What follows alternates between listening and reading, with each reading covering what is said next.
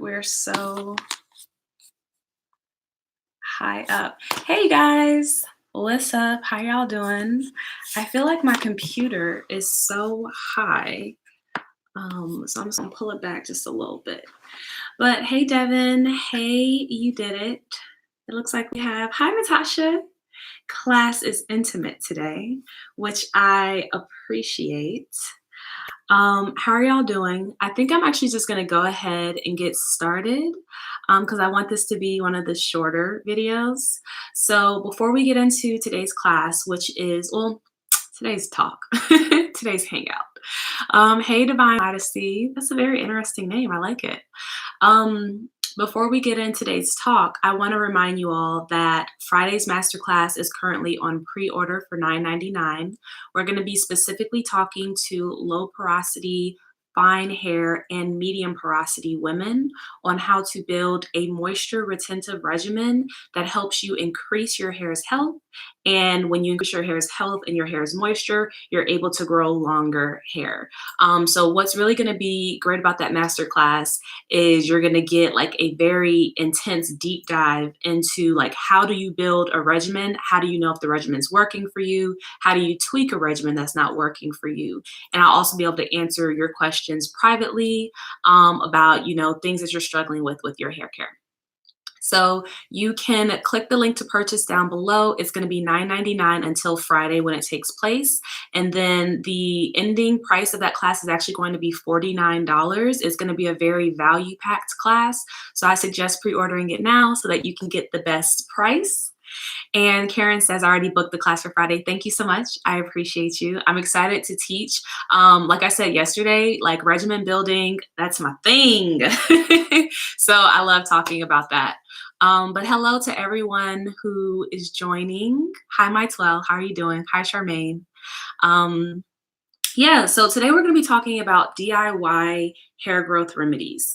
Do they work? What are my thoughts on them? Are they necessary? That's what I really want to talk about today, because I feel that with all the different recommendations online, sometimes it can feel like you have to do this usually very inconvenient treatment in order to grow long, healthy hair. And so right off the bat, I want to say that any DIY treatment is not necessary at all. It's all by choice if you want to boost your hair's health. And what my real feelings are around like DIY treatments, like whenever I get coaching clients who ask me about like the rice water treatment or like the onion juice treatment, Aquafina, can you please email me? Moving forward, if you guys have any questions about the classes, I don't usually check YouTube comments after these lives because I address so many comments during the lives, but you can get direct help by emailing me at hello@PowerInYourCurl.com. For all order inquiries, my customer service is in my email, not my YouTube comments. So please email me.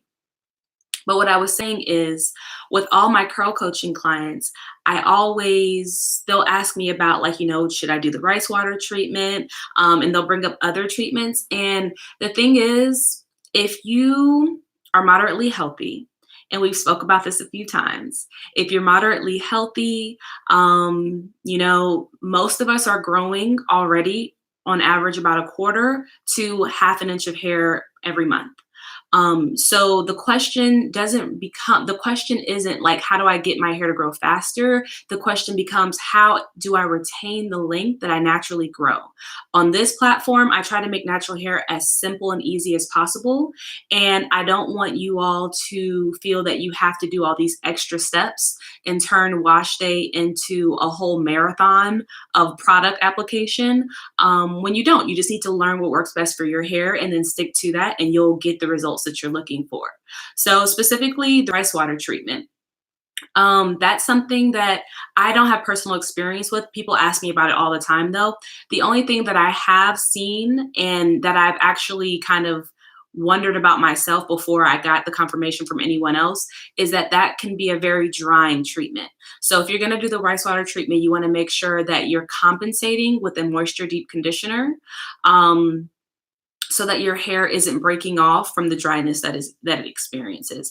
I've also gotten like a lot of like people have got DM me with very interesting things like an onion juice treatment. I think I've heard of that. putting certain creams on your scalp. Jamaican black castor oil, that's another one that's very common. And with Jamaican black castor oil, I feel that for some people it definitely can work. It may be the massage action, because when you're circulating, when you're stimulating an area, blood flows to that area, blood nourishes the root, and then that pushes the hair out to grow. So that's why scalp massages can actually increase your hair growth, because it's just giving extra stimulation in that area.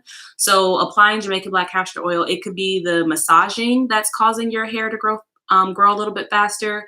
It could actually be the nutrients from the Jamaican black castor oil. I don't put it past, I'm not saying that it doesn't work, but for a lot of people, Jamaican black castor oil can be way too thick and actually cause like scalp issues, such as like clogged follicles. And the key to having healthy hair is having a healthy scalp. So if your scalp does not like thick oils, then I definitely don't recommend the Jamaican black castor oil hair growth remedy.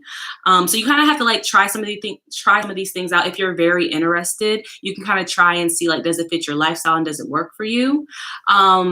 Tina says a lot of talk about Ayurvedic herbs. I tried them, but it can get messy. I can understand what you're talking about. For me, that's just too much work. Like my wash day is already long enough. I don't want to have to mix up a henna treatment or mix up another rinse. But if that's your thing, I feel that herbs can be very healing when you're using herbs for you, like making sure that it's blended specifically for your needs, making sure that it is working with your hair type. Like for me, for instance, I've shared that calendula is really great for my dry, itchy scalp. So using that in herb form, like in a deep conditioner, where I'll put like a ripe avocado and coconut milk, or coconut milk together and make a deep conditioner out of that, is amazing for my scalp in the dry winter months. So that's worth the extra time and effort for me, because it's solving a problem that I really need help with. But as far as hair growth, I mean, that naturally happens. So I feel that it can be in your best interest if you want to make a wash day that's simple and that you can sustain over time, because success is sustainable. If you can't keep up this treatment for the next year to 2 years, then you might as well just learn how to make it work without the treatment. And you can do that by building a regimen that works for your hair type, and then consistently implementing that regimen and really noticing the condition of your hair and whether or not you're retaining length. I feel a lot of the times why people get stuck at the same length is because they're not even paying attention to the quality and the condition of their hair. And that's why you'll look at pictures over like the course of maybe a year or two, and you'll be like, oh wow, like my hair is not, maybe I need to change something. Maybe it's deteriorating. Maybe it's staying the same. But if you make a conscious effort, like maybe every month or two, just to check in with your hair. Like today, I was actually doing that because I have a spot on my hairline that I was growing back in from I want to say maybe like a year and a half ago. And, every so often I'll just check in, make sure that that little spot is growing in length, make sure that everything looks good, so things don't go missed underneath the radar. And so for me, I've been able to grow my hair past tailbone length. Yeah, past tailbone length twice without any type of DIY remedies for hair growth, simply by just having a quality regimen and staying diligent with that. So that's my 2 cents on hair growth remedies. But if you want to try it, I mean, by all means, I have definitely tried some of them. I've tried the inversion method. If you guys remember, like years ago on YouTube, that used to be a thing where people would like invert their head upside down to make the blood flow to their follicles to encourage hair growth. And people had videos about how like they were growing an inch of hair in a week. I tried it, but I couldn't sustain it. It was very uncomfortable to like just sit with your head upside down for like 10 minutes at a time. So I think I did it for like 3 or 4 days, and I was just like, yeah, this is too much. I'll figure out another way. This is too much. Yeah, the inversion method was like the hot thing for a couple of years. But some DIY treatments that do work, and I feel that I think I mentioned this already, but ancestrally, like our ancestors, the people who like our great grandmothers, our great great grandmothers, a lot of the times they were creating things for their hair. You'll see around the world women with curls creating products like for their hair because they can't get them anywhere else. So I think that like creating stuff in your own kitchen for your hair, you can definitely create something that works, especially if you're like channeling from spirit or channeling from the ancestors.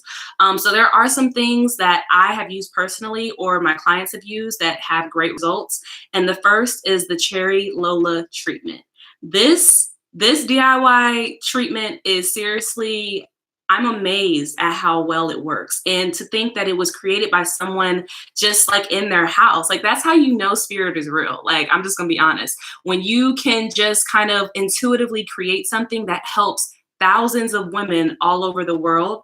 If you guys have never heard of the Cherry Lola treatment, it was created by a woman on YouTube. She shared a video, like that's I don't know if she has any other videos, but that's like the only video that I've truly seen from her. But she shared a video showing how she decreased her frizz. And I'm not sure if she meant it to be a protein treatment, but it also is a protein treatment. And for her, the mask really like decreased her frizz pretty much. And so for me, I used to struggle very heavily with frizzy roots. And the reason why is because I wasn't taking care of my hair and I wasn't deep conditioning, and I didn't deep condition for 8 months. I went to college and completely neglected my hair for the whole freshman year. And so by the end, my hair was like in shock. Like she was so unhappy. I had like 1 to 3 inches of just pure frizz that I couldn't comb through without like a hassle. And so I started back deep conditioning. And the way that I got my frizzy roots in check is I have a video on this where I explain it in more detail, but I basically deep conditioned religiously. I would pack the deep conditioner in my roots. I would use heat.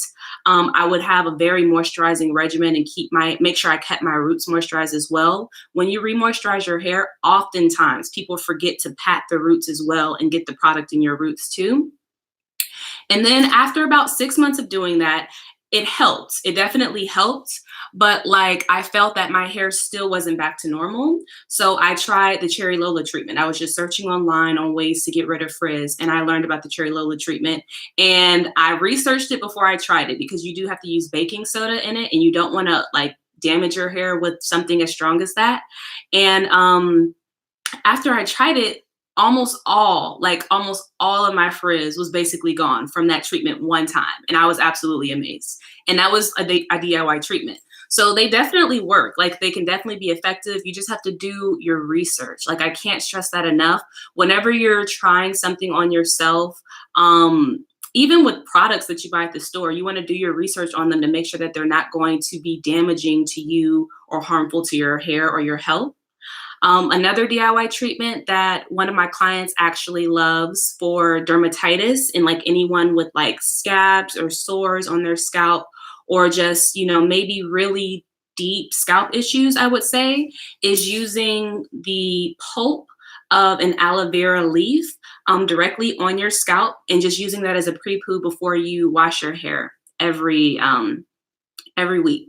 And so you can also strain the pulp so you can get like the little things that might get caught in your hair out of it. But that can be a really great remedy.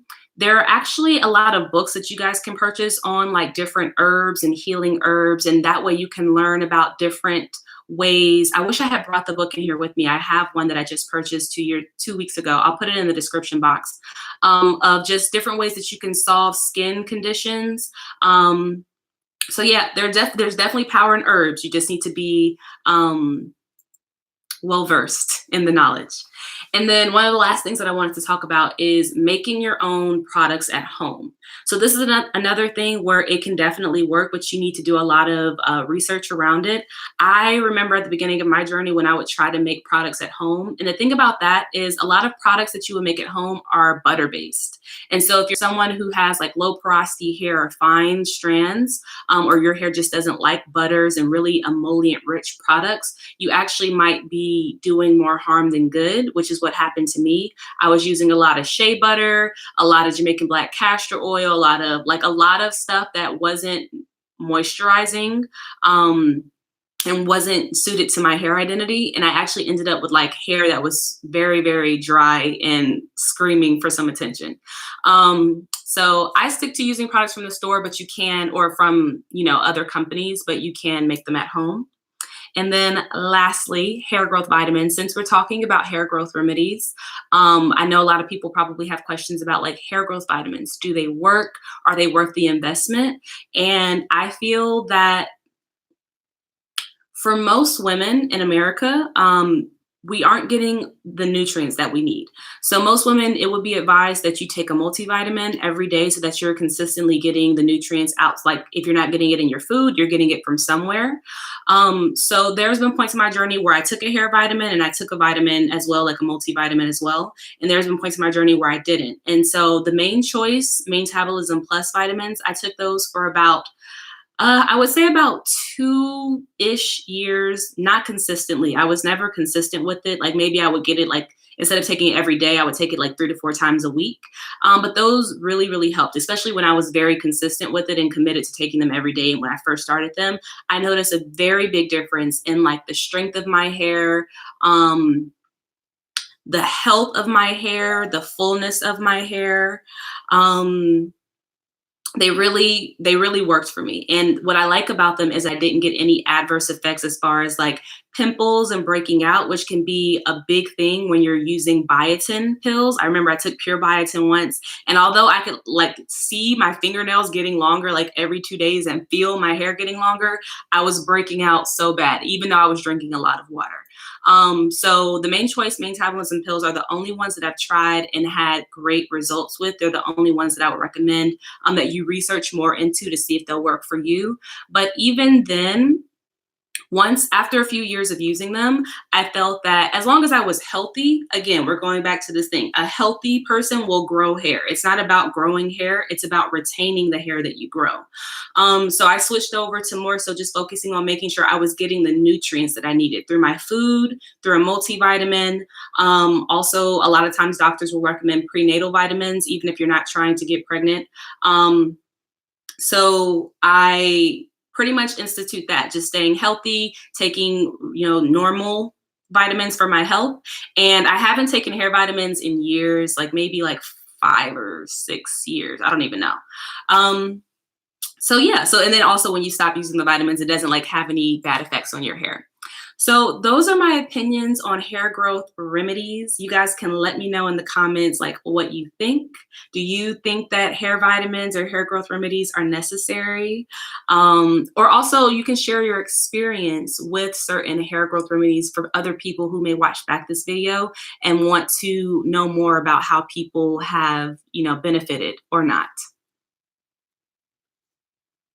Raina says, I think hair vitamins are good to fill in the gaps of the nutrients that you don't receive on the daily. I drink herbal infusions to get my vitamins and minerals. I think that's, I agree. I definitely agree. It's, we live in a time where like we have access to so much. Like you truly, if you want to solve a problem, you can. Like we have hair vitamins, you have the curl coach. So like if you want to transform your hair, it's just a matter of figuring out like what's going to work for you and then just staying committed to that.